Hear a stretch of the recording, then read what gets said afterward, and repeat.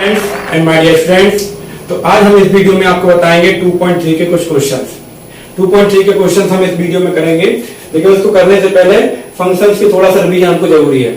वैसे फंक्शन की पूरी जानकारी के लिए डिस्क्रिप्शन में एक लिंक मिल जाएगी वीडियो की, जिसमें आप मेरा लेक्चर देख सकते हैं फंक्शन, जो कि 12th क्लास के लिए भी इंपॉर्टेंट है और 11th क्लास के लिए भी।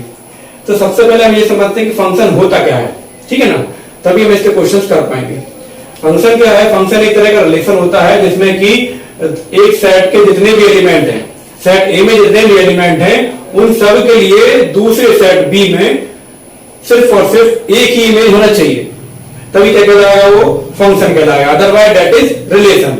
जैसे कि मान लो अपने पास सेट एक है ए और एक सेट है मान लो अपने पास बी, है ना। इस सेट में अपने पास एलिमेंट्स हैं सपोज 1 2 3 और इसके बाद अपने पास एलिमेंट है 4 5 6, ठीक है। ये एलिमेंट अपने पास यहाँ पे है।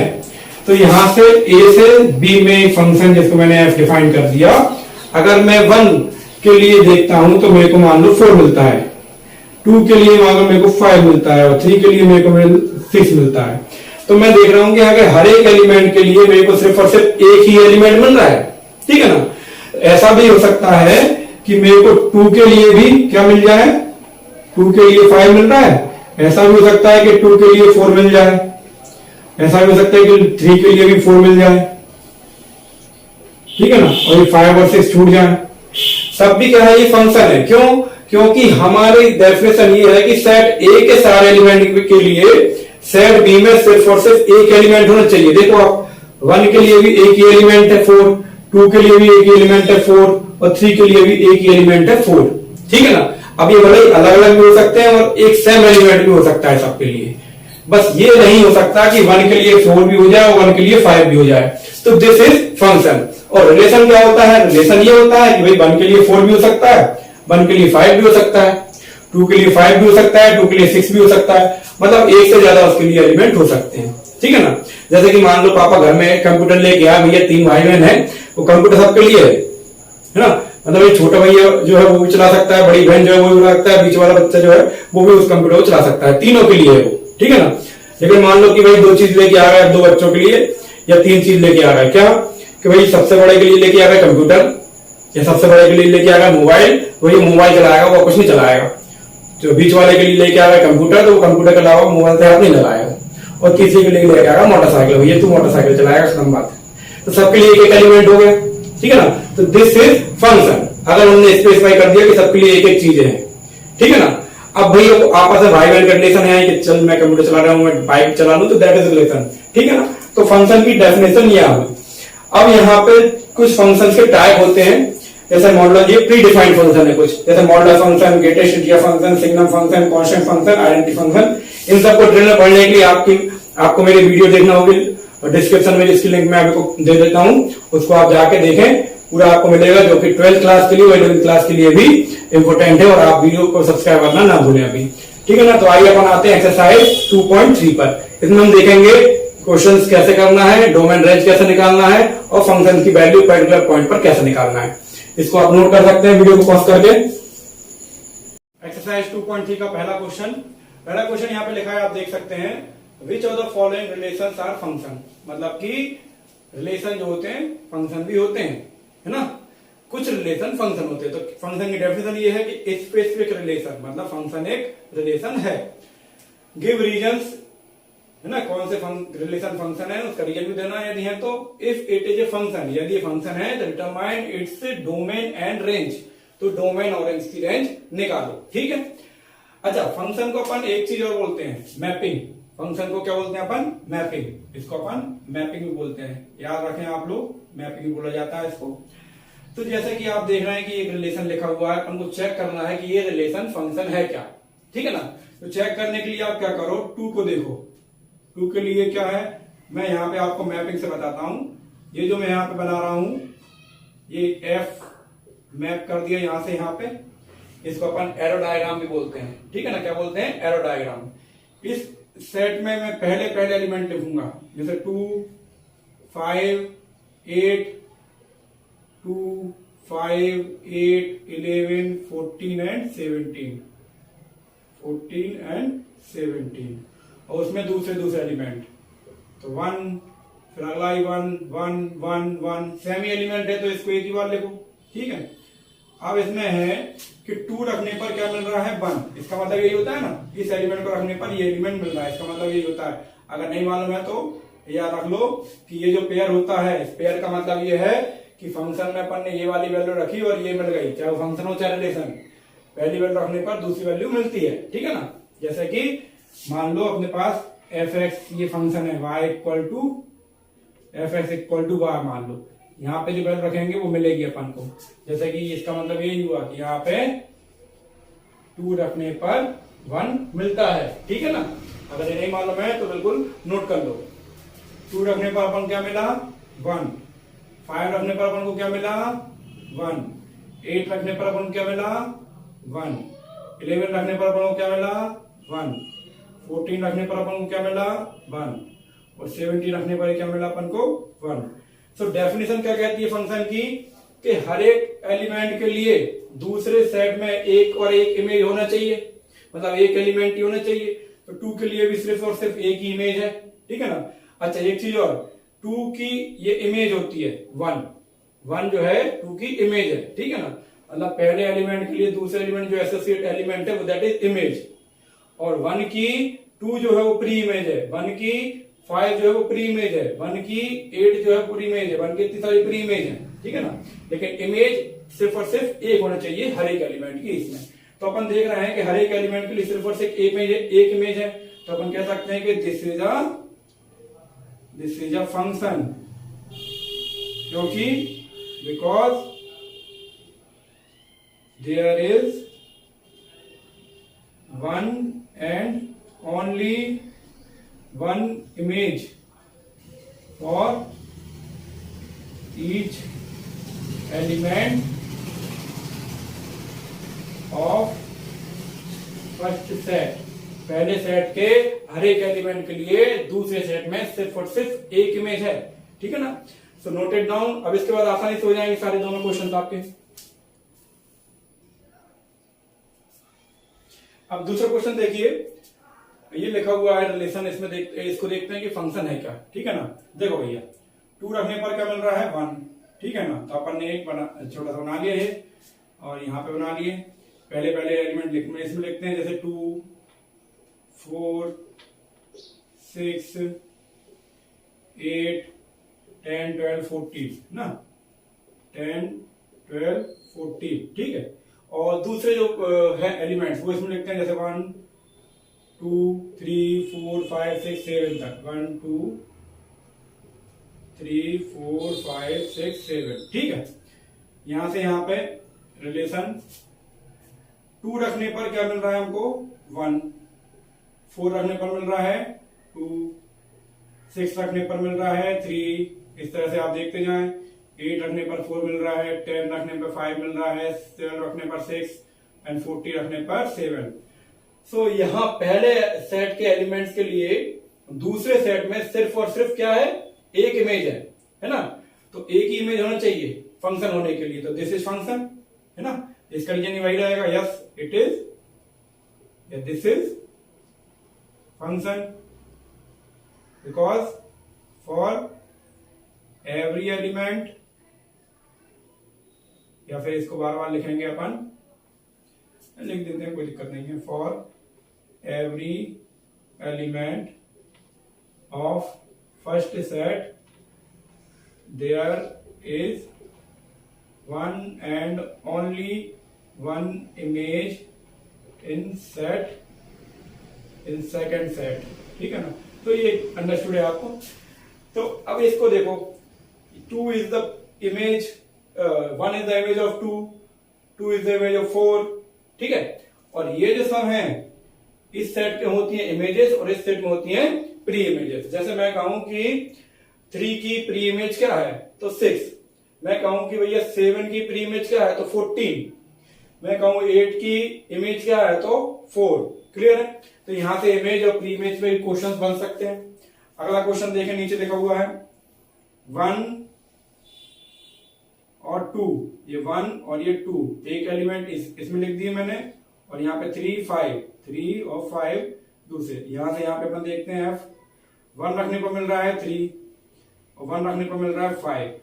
तो यही ये कैंसिल हो गया कि यहाँ पे हर एक एलिमेंट के लिए सिर्फ और सिर्फ एक इमेज नहीं है ना, एक से ज्यादा इमेज हो गई। देखो 1 की 3 भी इमेज हो गई, 1 की 5 भी इमेज हो गई। तो यहाँ पे लिख सकते हैं कि this is not a function. Reason क्या लिखोगे इसका? Because there are more than 1 image of element मतलब ऑफ 1। ठीक है, उन्होंने एक चीज बोली है, पिछले क्वेश्चन में अपन ने स्किप कर दी इसको, determine its domain and range. Domain और रेंज को लिखना है।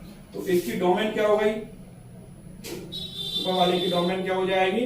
ये पूरे एलिमेंट, ठीक है ना, 2 4 6 8 10 एंड 12 एंड 14, मतलब कि set of all first elements of order pair 2 4 6 8 10 12 14। ठीक है, और इसकी रेंज क्या हो जाएगी?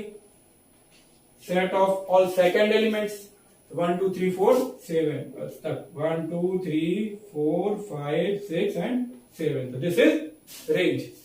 ये फंक्शन है ही नहीं है, फंक्शन होना है तो ये अपन को डोमेन और रेंज लेना है। ऐसे पिछले वाले क्वेश्चन की आप लोग ट्राई करना, लिख लेना, ठीक है ना। तो इसको नोट कर लो आप लोग। क्वेश्चन नंबर 2 देखो, find the domain and range of the following real function. इस डोमेन और रेंज के लिए भी आप मेरा पिछला वीडियो देखोगे, लिंक डिस्क्रिप्शन में है, फंक्शन के बारे में बताया है, वहां पे भी आपको डोमेन और रेंज निकालने की कई सारी मेथड मिलेंगी। लेकिन यहाँ पे अपन को सिर्फ 2 क्वेश्चन है इस एक्सरसाइज में, तो वही अपन करते हैं। इससे काल मिलने वाली है आपको, जैसे कि ये फंक्शन आपको दिख रहा है मॉड एक्स, ठीक है ना। मॉड वाला फंक्शन जब होता है तो आपको मालूम होना चाहिए कि मॉड जो है, अब मॉड के अंदर अपन कुछ भी वैल्यू रखेंगे, हमेशा क्या मिलती है हमको? पॉजिटिव वैल्यूज, ठीक है ना। क्या मिलेगी हमको? एक पॉजिटिव वैल्यू मिलेगी। जब पॉजिटिव वैल्यू मिलेगी मतलब यहाँ पे अपन कुछ भी नंबर रख सकते हैं, है ना, कोई सा भी रियल नंबर अपन यहाँ पे रख सकते हैं। लेकिन मिलना क्या है अपन को? यहाँ पे पॉजिटिव, लेकिन ऑलरेडी एक नेगेटिव लगा हुआ है, तो अपने जितने ही पॉजिटिव नंबर्स आएंगे सब क्या में कन्वर्ट हो जाएंगे?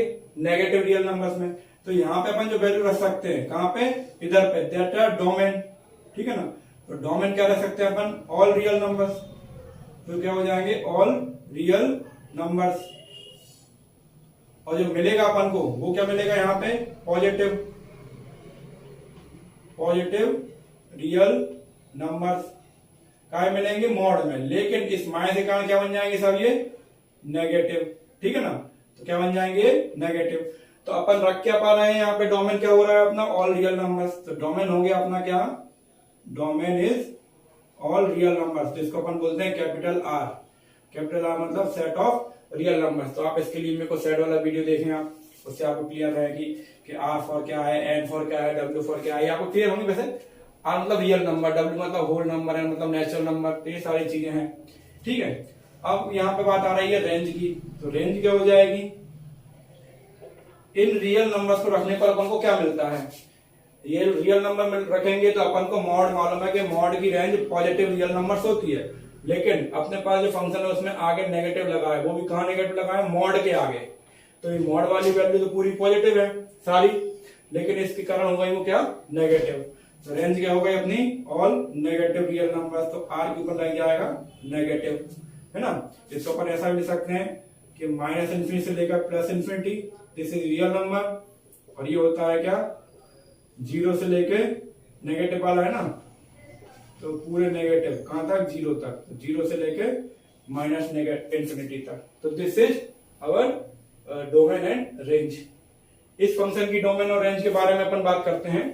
तो इसमें आप देखो, सबसे पहले इसको पहचानना जरूरी है। क्लास 10 में आपने पढ़ा होगा, या नहीं पढ़ा है तो मैं बता देता हूं कि अंडर रूट के अंदर जो भी नंबर आता है ना, वो आपका नेगेटिव नहीं आना चाहिए। नेगेटिव नहीं आना चाहिए तो कैसा होना चाहिए? मतलब हमेशा पॉजिटिव होना चाहिए। 0 भी आ सकता है, लेकिन 0 से हमेशा क्या होना चाहिए? बड़ा ही होना चाहिए। तो ये 9 माइनस एक्स स्क्वायर जो नंबर है यहाँ पे, 9 माइनस एक्स स्क्वायर, ये कैसा होना चाहिए? 0 या 0 से बड़ा, तो ग्रेटर देन या इक्वल टू 0 लगा सकते हैं अपन, ग्रेटर देन इक्वल टू 0। अब आप देखो यहाँ पे ये आपको दिख रहा है कि ये 9 होता है, ये काय का स्क्वायर होता है हमको मालूम है 3 का स्क्वायर, तो 3 square minus x square greater than equal to 0। Clear. इसमें a square minus b square का फॉर्मूला लगा सकते हैं हम, जो कि होता है ए माइनस बी। इसको ए मान लो, इसको भी मान लो, तो ए माइनस बी और A plus B greater than equal to 0। अब ये दो ब्रैकेट्स आ गए, दोनों को क्या करना है, वही जो अपन इक्वल में करते हैं, जो इक्वल के साइन के साथ जो करते हैं वही इसके साथ करना है, ठीक है ना। फिर अब 6 चैप्टर पढ़ेंगे तब और थोड़ा समझेंगे इसको अलग से। तो 3 minus x greater than equal to 0 and 3 plus x greater than equal to 0। यहां से अपन के पास माइनस का एक्स है तो इसको अपन वहां भेज देते हैं, तो यहां बचेगा 3 greater than equal to x, और यहां से अपन क्या करते हैं 3 को वहां भेज देते हैं, एक्स को यहां रहने देते हो, x greater than equal to -3।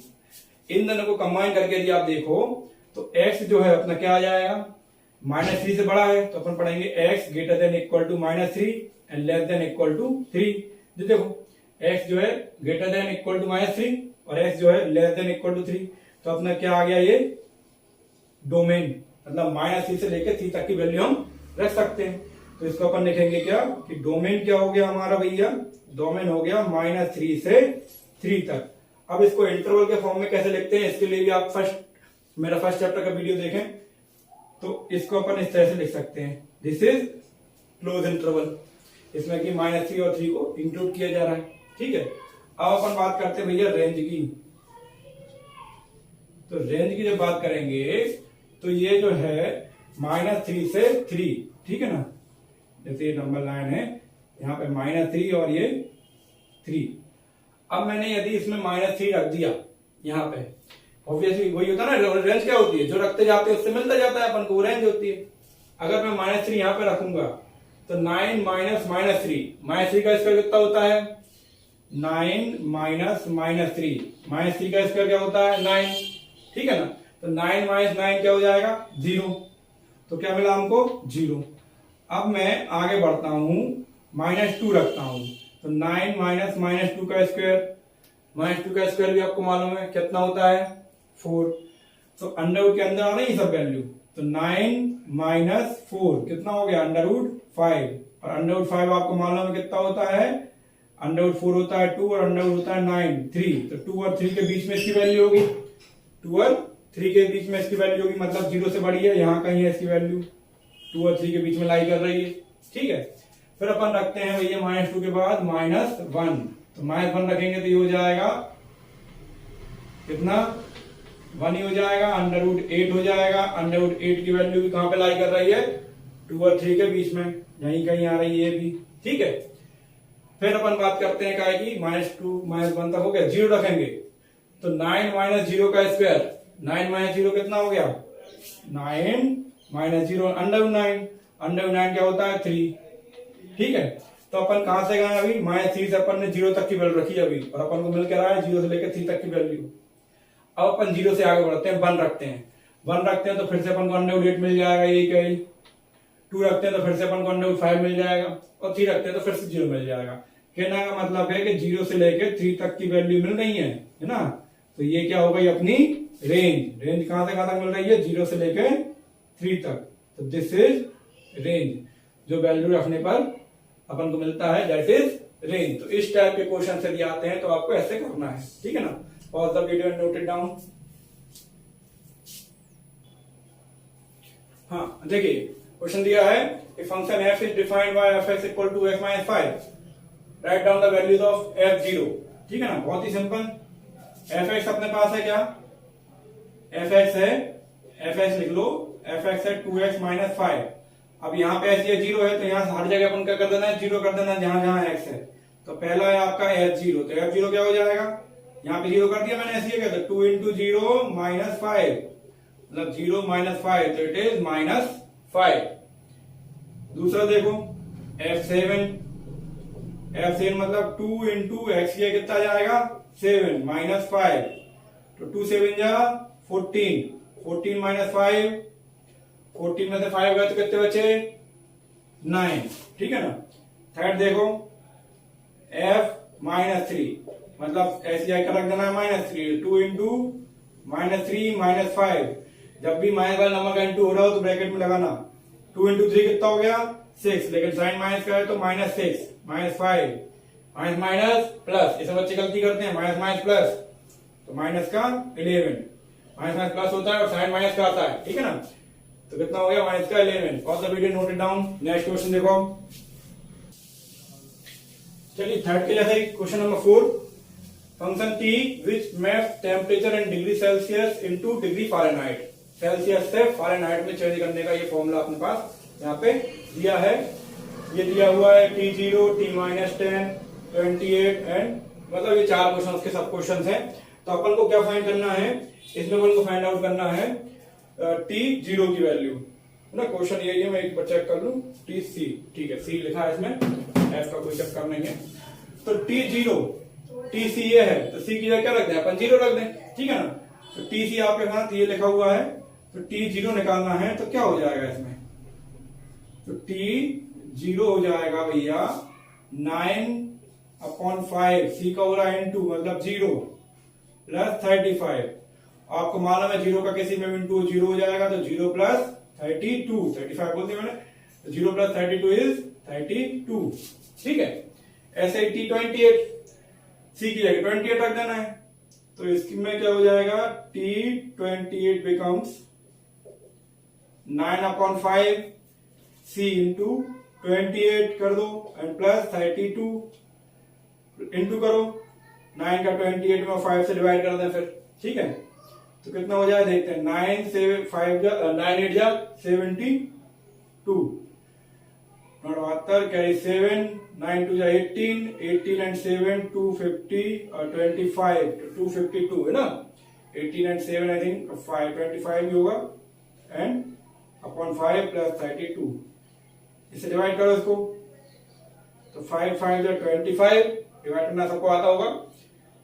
अब इसमें डिवाइड नहीं हो रहा है तो कितना हो जाएगा, ये कितना हो जाएगा 0, 2 में डिवाइड नहीं हो रहा तो 0, 2 के आगे 0 लगाओ, इस 2 के आगे तो बन जाएगा 25 4 जा 20 प्लस 32 एंड 50.4 को प्लस करेंगे तो हो जाएगा 32 एंड 50.4, तो इट बिकम्स 82.4, तो 82.4 फ़ारेनहाइट, ठीक है ना। इसको आप ले सकते हैं फ़ारेनहाइट, डिग्री फ़ारेनहाइट, ठीक है ना। इसी प्रकार आप देखें T-10, जैसे ये दोनों निकाले वैसे ही ये दोनों भी निकाल लेंगे अपन, ठीक है ना। तो T-10 कितना हो जाएगा, ये आपके सामने लिखा हुआ है। तो T-10 मतलब C की जगह कितना रखना है अपन को, -10, so 9/5 इंटू -10 प्लस 32, यहाँ पे कट रहा है 5 से 10, 5 2 जा और माइनस का साइन भी आएगा साथ में, तो 9 का इंटू 2 में किया तो -18 प्लस 32, और आपको मालूम है प्लस माइनस माइनस, तो 32 में से 18 कर दो आप माइनस, कितने हो जाएंगे, ये हो जाएंगे 20 प्लस 30 12 14 ना, तो दिस इज 14 डिग्री फ़ारेनहाइट, ठीक है ना। तो इस हिसाब से कितना आ गया 14 डिग्री फ़ारेनहाइट, क्लियर है। लास्ट क्वेश्चन देखो इसी का sub question, the value of C, find the value of C when TC is equal to 212। अब अपन को C की वैल्यू फाइंड निकालना है। अभी तो अपन क्या कर रहे थे, C की वैल्यू दे रहे थे और ये पूरी इसकी फंक्शन वो वैल्यू निकालना थी फंक्शन की। अब अपन को इसकी वैल्यू दे दी TC की, इसकी जगह रख देंगे अपन 212, है ना, या TC की जगह रख देंगे ये। तो देखो अपन को दिया हुआ है TC equal to 212, we are given TC equal to 212। तो TC क्या होता है 9/5 C प्लस 32 इक्वल टू 212। तो आपको मालूम होगा ट्रांसपोजिशन का नियम क्या होता है कि सबसे पहले जो प्लस या माइनस होता है पहले वो आ जाएगा। तो 32 को अपन पहले 212 में से माइनस करेंगे, सो 9/5 C इक्वल टू 212 माइनस 32। तो ये कितना आ जाएगा, ये आ जाएगा आपका 9/5 C इक्वल टू माइनस करो तो ये जाएगा 0, फिर 11 में से 3 गए तो बचे 8, यहाँ आ गया 1, तो मतलब 182। अब 9/5 का इंटू रहा है, वहां जाके अपन उल्टा कर दें इसको, 9/5 को 5/9, तो C इक्वल टू 180 इंटू 5/9, तो 9 से इसको डिवाइड कर दो, 9 बन जाए 9, 9 2 जाए 18 मतलब 0। तो C इक्वल टू 20 इंटू 5 100 है ना। तो C की वैल्यू कितनी आ गई 100 डिग्री सेल्सियस। यहाँ पे C की वैल्यू डिग्री सेल्सियस में आ गई, ठीक है ना। तो pause the video and note it down.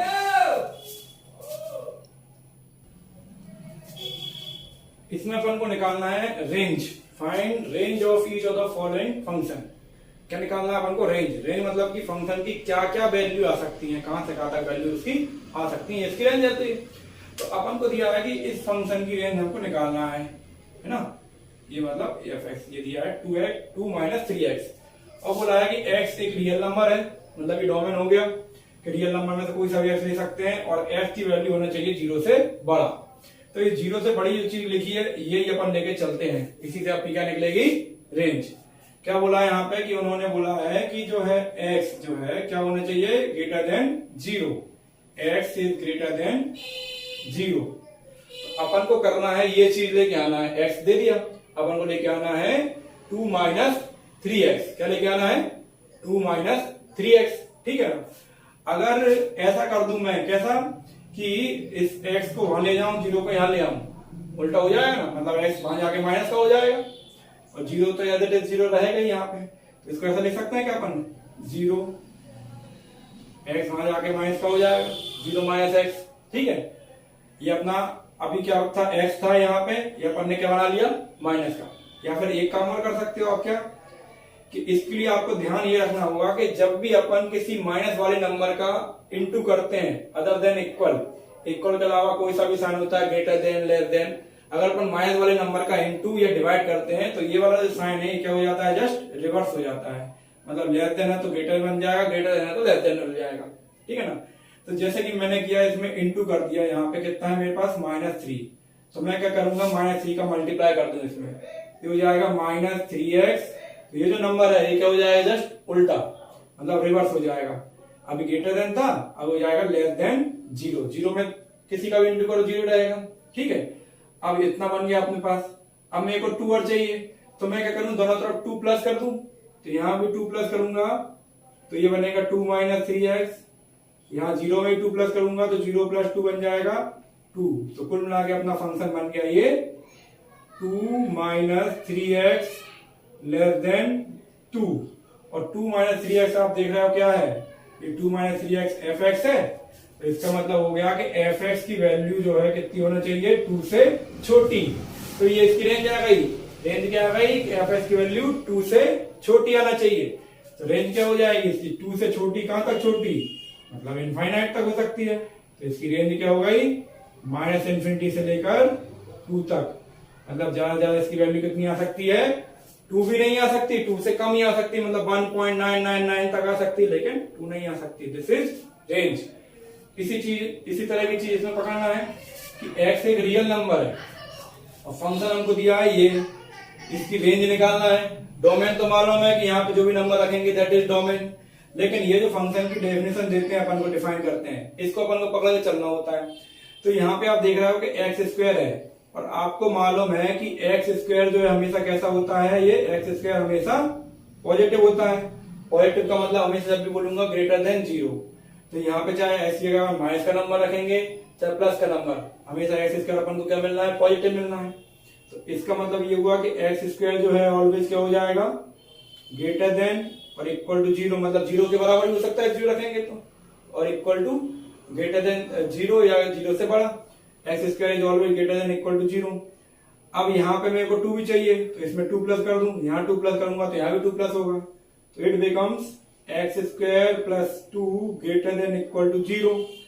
और x² प्लस 2 क्या है, x² प्लस 2 अपना है f(x), तो इसका मतलब क्या हुआ कि x² प्लस 2 जो है वो क्या है अपने पास f(x), मतलब f(x) की वैल्यू क्या होनी चाहिए 0 या 0 से बड़ी।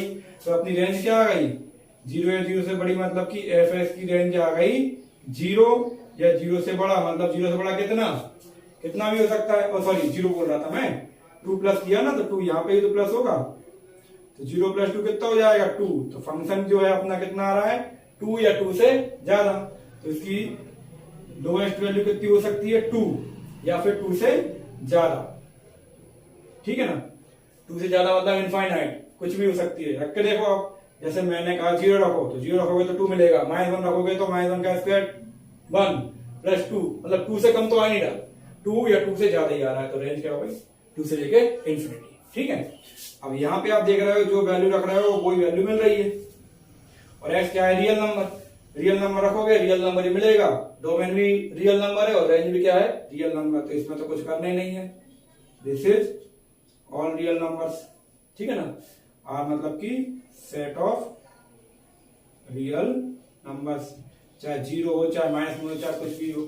इस वाले फंक्शन को बोलते हैं अपन आइडेंटिटी फंक्शन, जिसके बारे में मैंने अपने वीडियो में डिस्कस किया है, उस वीडियो को आप जरूर देखें, डिस्क्रिप्शन में लिंक दे रहा हूं मैं।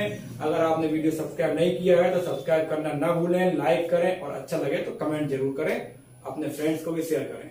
ठीक है, मिलते हैं हम नेक्स्ट वीडियो मिलते हैं, है ना, जिसमें अपन चैप्टर 3 शुरू करेंगे और हर एक वीडियो का लगभग मैं जो है मिसलेनियस का भी एक्सरसाइज डालूंगा, आप फॉलो करते रहें। Thank you and have a nice day all of you.